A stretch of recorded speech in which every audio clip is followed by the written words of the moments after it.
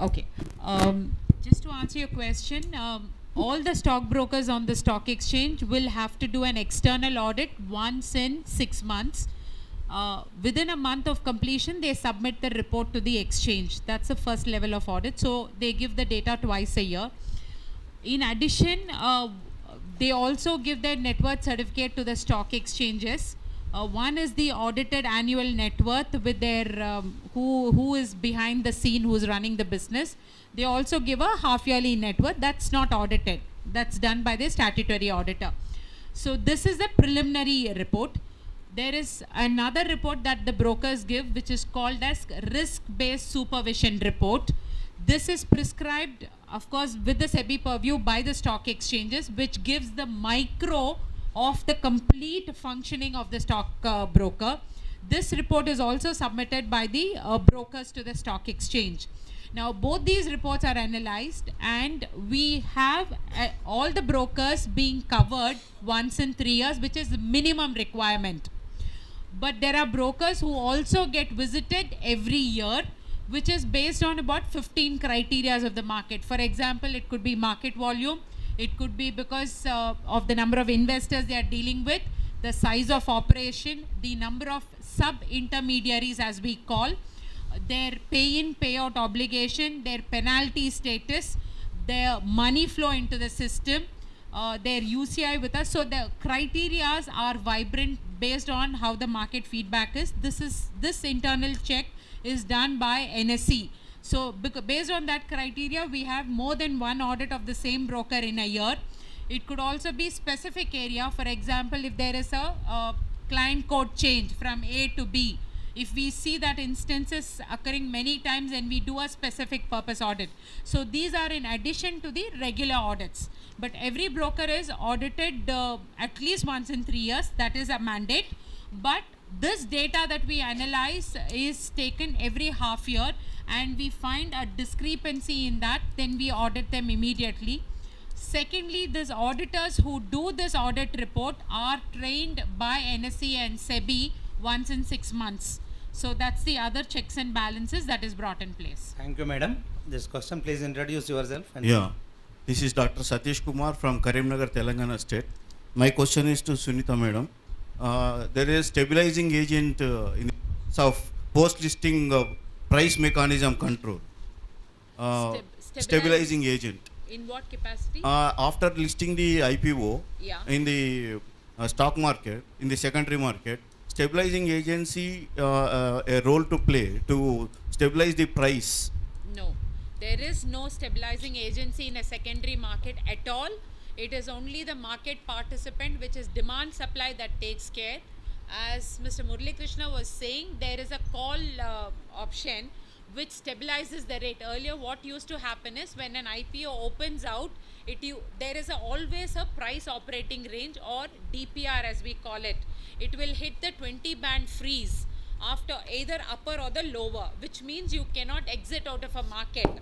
So because of that, we have introduced the system where that call option balances the rate. You understand at what rate it is going, and then the price discovery happens, after which the trade happens. There is no stabilizing agent in a secondary market.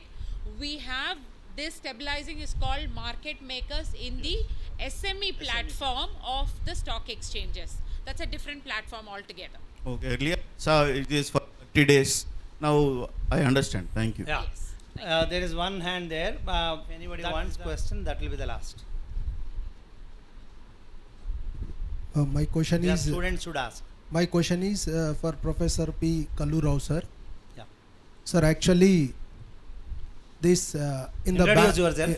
myself is Malesh, assistant professor and research scholar in Yeah. Osmania University. Okay. And especially this financial institution in the banks, earlier it is a fraud cases are more, its volume is less. And now it is a fraud cases is showing declining rate, but its volume is more when come to the banking sector. So where should be the problem, and what should be to take initiation to reduce that volume level also?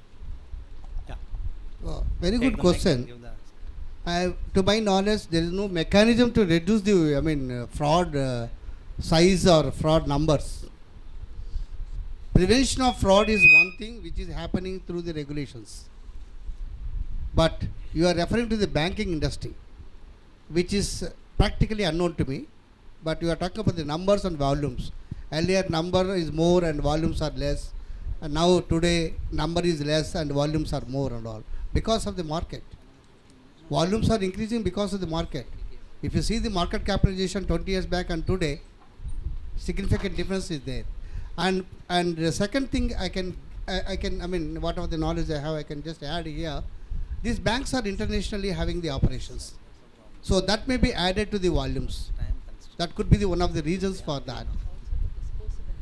Yeah, and second thing is, as Sunita is adding to that, is the disposable income of the people also increased.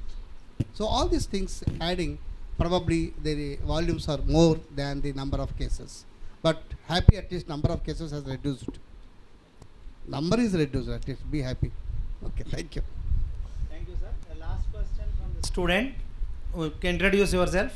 Myself Hafsa from St. Anne's College for Women, Mehdipatnam. My question is to DGM sir of SEBI, Mr. Murali Krishnan sir. Being youngsters in future of India, how should we come over the disasters like Harshad Mehta case, Satyam case, etc. in securities market, and what are the important ways to avoid it in future and convince other to invest in securities market? Thank you. Yeah. You know, SEBI believes in the slogan, an educated investor is a protected investor. So we not only believe in that, we put that in practice. And especially to the college students, we, SEBI, write to each of the colleges, we invite the young students to our SEBI office under a program called as Visit to SEBI program. We talk to them about the capital market. We empower this, you are all youngsters are called as future investors. We give a kind of primer about capital market to you, so that once your college session is over, when you step into this capital market, you will not take a baby step, but you will take a very confident step in the capital market. See, I myself have personally returned to more than 100 colleges in Hyderabad, and I have addressed to more than 1,000 students as on date today of different colleges, including your St. Anne's College. So we have planned up and we have been doing that, and we are relentlessly following this practice. Thank you. Just to add to Mr. Murali Krishna, all the three professional institutes have been mandated by Ministry of Corporate Affairs to have investor awareness program. We have also done this in number of colleges. I think last 6 years we have covered more than 100,000 new investors. In fact, I would like to add one more, with your permission, about this issue. Not only SEBI's institute, NISM also doing the excellent job in this investor education is concerned. That is called something financial literacy programs and all. So that is, one must know that. Otherwise, just impossible to enter to the market. Thank you, sir. Thank you all the panel members. Really, it is a challenge, and in spite of that, instead of 1 hour, we made it 1 hour 15 minutes, almost.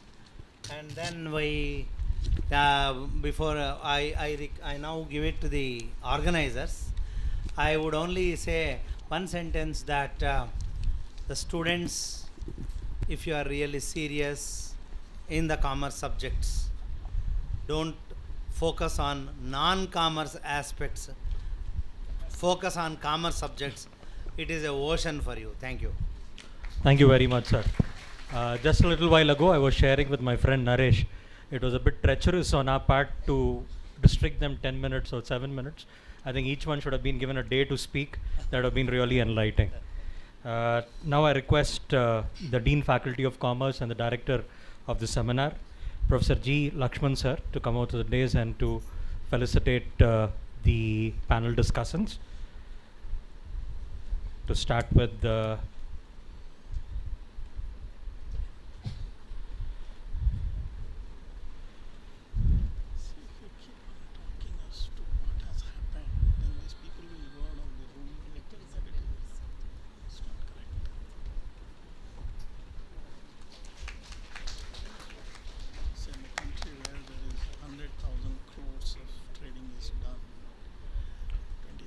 may I request Sairani ma'am of ICBM College to come over to felicitate Sunita Anand ma'am.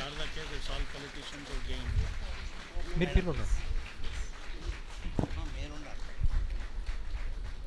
In addition to you, he wants another. Lady.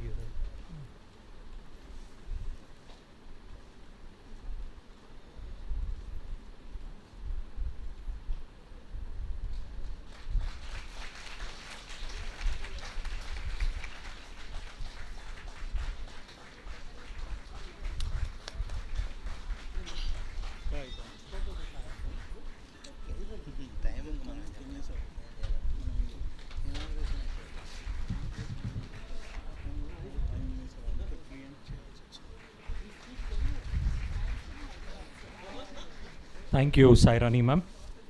Now I request our Dean sir to felicitate CMA A.S. Durga Prasad sir, past president of ICAI.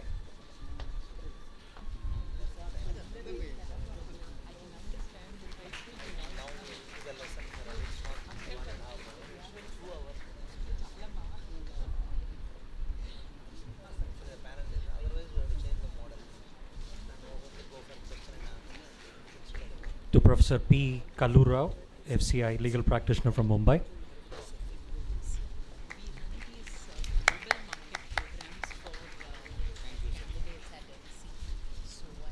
To Professor G. Soral, General Secretary, IAA. Thank you, ma'am. Sir, quickly moment.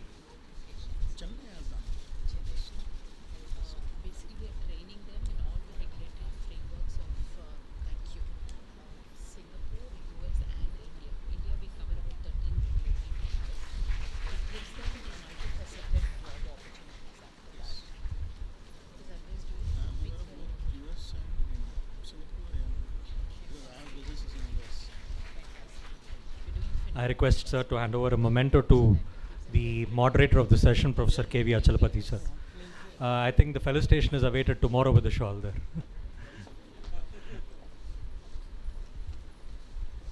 So where did you study? I did my schooling all in Chennai. Thank you very much, sir. I think we're slightly delayed with the lunch. The lunch is there at the guest house, which is opposite to this CDE building. I mean, there's